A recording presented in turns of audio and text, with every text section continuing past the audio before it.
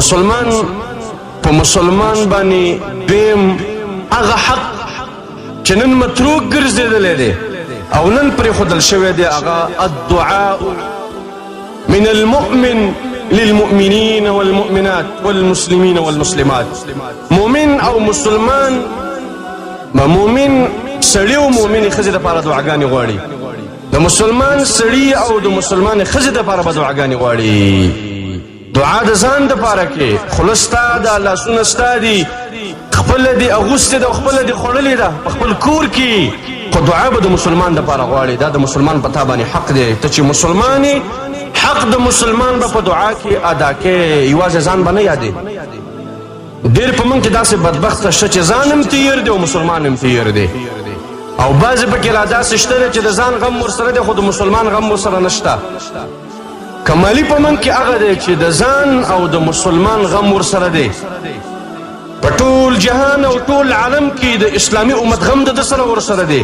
د هغې په غم غمجن دی او د هغې په خوشحالۍ خوشحاله دی، د هغې په ذلت باندې ذلیله دی او د هغې په عزت باندې عزتمند دی، د هغه د ژړا د وجې نه ژاړي او د هغه د خندا د وجې نه خاندي. مسلمانان یو بل سره الله سبحانه وتعالی تړلي دي.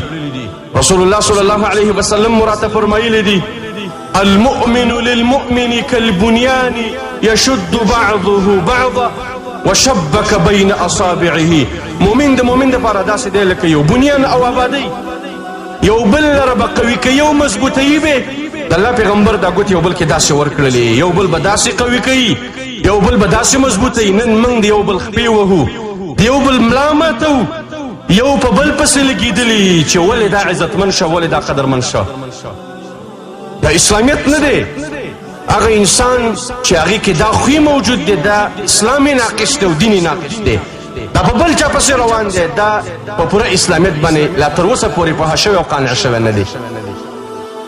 الله سبحانه وتعالی په خپل کتاب کې د دې حق بیان کړی دی. الله عز وجل فرمایي والذین جاءوا من بعدهم يقولون ربنا اغفر لنا ولإخواننا الذين سبقونا بالإيمان ولا تجعل في قلوبنا غلا للذين آمنوا ربنا إنك رؤوف رحيم. الله وي اغا خلق چې راځي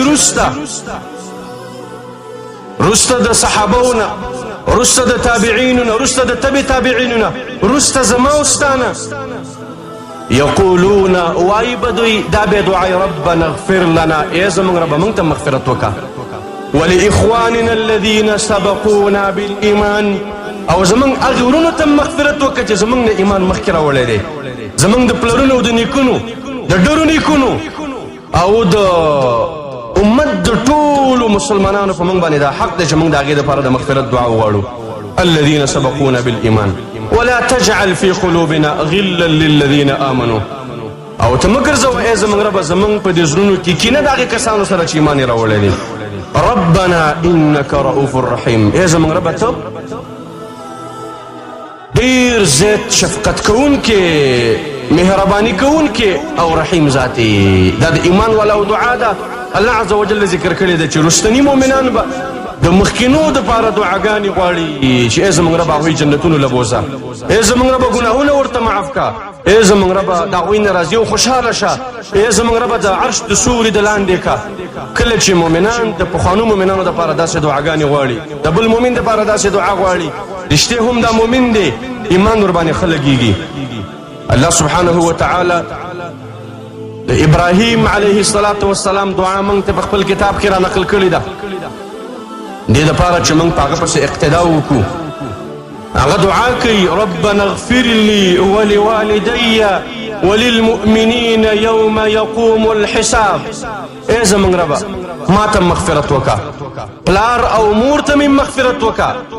دغه وخت دی چې ابراهیم علیه السلام د خپل پلار آذر دپاره دعا غواړي، وروسته بیا منع راغله چې پلار د مشرک مړ دی، د هغه دپاره دعا مه غواړه.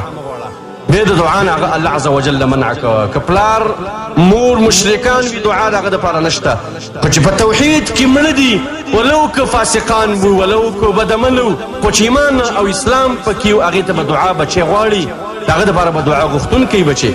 ولې والدی پلار او مور ته مې مغفرت وکا وللمؤمنین یوم یقوم الحساب. ایمان والا ته هم مغفرت وکا په هغې ورځ باندې چې حساب به شروع شي او حساب به ودرېږي او بندګان به د الله مخې ته ولاړي. د سختې ورځې دعاګانې به مؤمن ته کوي، هله به مؤمن جوړېږي.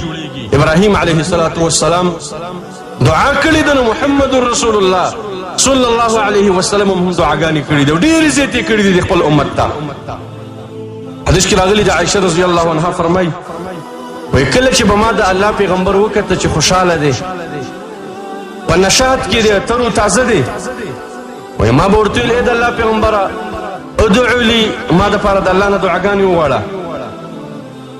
رسول الله صلی الله علیه وسلم ویل چې اللهم اغفر لعائشه ما تقدم من ذنبها وما تأخر. ای الله عائشه ته د دې مخکینی او وروستني ګناهونه ټول معاف کا، ورته ویې بخه ما اسرت وما اعلنت، هغه چې دې پټ کړي دي او هغه چې دې ښکاره کړي دي. د الله پیغمبر دا دعا وکړله. فضحكت عائشه حتى سقط رأسها. وی عایشې رضی الله عنها د خوشحالۍ د وجې نه وخندلې تر دې چې د رسول الله صلی الله علیه وسلم په دې غېږ کې سر پرېوته د ډېرې خندا د وجې نه، ځکه دا خو ډېره قیمتي دعا وه چې رسول الله صلی الله علیه وسلم د عایشې نوم پکې یادوي او دې ته دعا کوي. هغه پرې ډېره زیاته خوشحاله شوه. د رسول الله صلی الله علیه وسلم په دعاګانو امت ته خوشحالېدل پکار دي چې یو فرد ترې وکړي په دې امت کې، د هغې دپاره ډېر ویاړ دی او ډېره خوشحالي او ډېر سعادت دی. عائشه رضی الله عنها ډېره خوشحاله شوله. رسول الله صلی الله علیه وسلم ورته وفرمایل ایسرک دعائي، زما دې دعا ډېره خوشحاله نه کړې عایشې؟ هغه ورته وی ما لي لا يسرني دعاؤک، ولې به ستا دعا ما نه خوشحالوي؟ ته ما ته دعا کوې زه به نه خوشحالېږم، ستا د دعا د وجې نه خو زه ډېره خوشحاله شوم. رسول الله صلی الله علیه وسلم د امت زړونه خاطر جمع کوي او د امت ته درس ورکوي چې زما ملګري مؤمنان دي او ایمان والاو ته دعا باید وکړی شي. نبي صلی الله علیه وسلم ورته فرمایي والله انها لدعائي، د الله په ذات مې د قسم زما دقه دعا ده لامتي في كل صلاه، زما خپل امت ته په هر مانځه کې، نفلي مانځه کې او فرضي مانځه کې زه امت ته دا دعا غواړم. رسول الله صلی الله علیه وسلم د امت دپاره په هر مانځه کې دعا غواړي. دا مؤمنان دي هغه خلق چې په رسول الله صلی الله علیه وسلم باندې ایمان راوړی. دا دعا هغې چاته شامل ده چې هغه متبع دی د محمد رسول الله صلی الله علیه وسلم، د هغه شکل د محمد رسول الله صلی الله علیه وسلم سره مشابه دی، د هغه غم او د هغه خادي د محمد رسول الله صلی الله علیه وسلم سره مشابه ده، د هغه سیاست او د هغه قضاوت او د هغه حاکمیت د پیغمبر سره مشابه دی، د هغې لمونځ، د هغې روژه او د هغې حج او عمره او د هغې خطبه د رسول الله صلی الله علیه وسلم د دغې ټولو سره موافقه او برابره ده. داسې خلق دې خوشحاله شي. ابشروا ایها المؤمنون، مؤمنانو خوشحاله شي په دې زیري باندې چې رسول الله صلی الله علیه وسلم د تاسې دپاره دعاګانې غوښتلې دي. الله عز وجل دې د دغې دعاګانو ځای په موږ او تاسې کې پیدا کړي چې په موږ کې د هغې ځای موجود شي. رسول الله صلی الله علیه وسلم د مؤمنانو دپاره دعاګانې غواړي. دا پیغمبر چې غواړي معلومیږي دا چې ډېره اهمه او ضروري دعا ده چې نور مسلمانان یې وغواړي د خپلو ملګرو دپاره. او دا دعا چې مؤمنان یې د مؤمنانو دپاره غواړي مستجابه دعا ده او خیر یې دا دی چې ستا دعا به یا د مسلمانانو په باره کې قبلیږي یا به نه قبلیږي، خو انشاءالله چې قبلیږي ستا دعاګانې به الله رب العالمین ستا په باره کې قبولې کړي. ځکه دغه مسلمان بعضې دلته شته ستا په خوا کې او بعضې نشته دی او ته په غیاب کې لګوي هغې ته دعاګانې غواړي. رښتیا د اسلام خوښ دی، رښتیا د مؤمنان خوښ دي، په رښتیا باندې د زړه نه په هغوی باندې مین.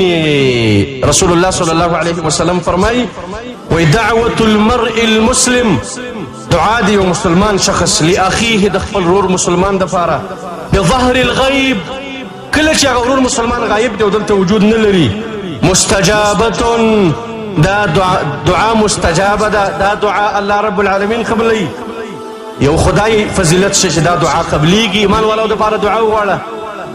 دویم رسول الله صلی الله علیه وسلم فرمایي وی عند رأسه ملک مؤکل، وی د دې دعا کوونکي د دې سر سره یو دعا ملائک مقرر شوي، یو ملک مقرر دی. کلما دعا لاخیه، وی کله چې دا مسلمان د خپل ورور دپاره د خیر دعا غواړي قال الملك المؤکل به، وی هغه ملک چې په ده باندې مقرر دی هغه وی آمین ولک بمثل الله دې دا دعا قبوله کو. ته چې د مؤمن دپاره څه غواړې دغه ټول ستا دپاره شو. ولک بمثل الله دې تا له هم دقه رنګه درکړي. که ته غواړې چې ای زما ربه زما دا مؤمن ورور وبخه، ملک وی رب دې تا وبخي. که ته وایې چې ربه قرضونه ترېنه لرې که، ملک وی ربه د ده نه هم قرضونه لرې که. که ته وایې چې صالح اولادونه وله ورکه، ملک وی دله هم صالح اولادونه ورکه. که ته وایې چې ربه دله عزت ورکه، ملک وی دله عزت ورکه. او که ته وایې چې ربه دا جنت ته بوځه، ملک وی دلره جنت ته بوځه. که ته وایې چې ربه د اور نه یې بچ که، هغه وی ربه د اور نه یې بچ که. او که ته وایې چې ربه غالب یې که، هغه وی ربه غالبه که دلره هم. زمونږ او ستاسې دعا د مسلمان په باره کې یا قبلیږي او یا نه، خو انشاءالله قبلېدو والا ده. خو زمونږ دپاره هم دغه څه دي چې موږ یې د مسلمان دپاره غواړو. مؤمن باید د مؤمن دپاره دعا کوونکی. اللهم اغفر لنا ولجميع المؤمنين والمؤمنات والمسلمين والمسلمات الأحياء منهم والأموات. دلته د تنبیه په شکل باندې بعضو روایتونو کې دا راغلي دي، وایي کله چې یو شخص د یو مؤمن دپاره دعا وغواړي، د بل مؤمن دپاره وغواړي، د هر مؤمن پر سر ورته یو حسنه میلاویږي.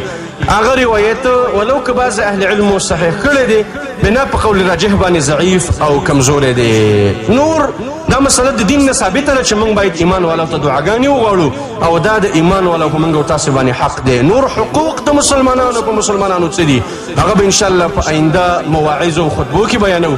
استغفر الله لي ولكم ولسائر المسلمين فاستغفروه انه هو الغفور الرحيم.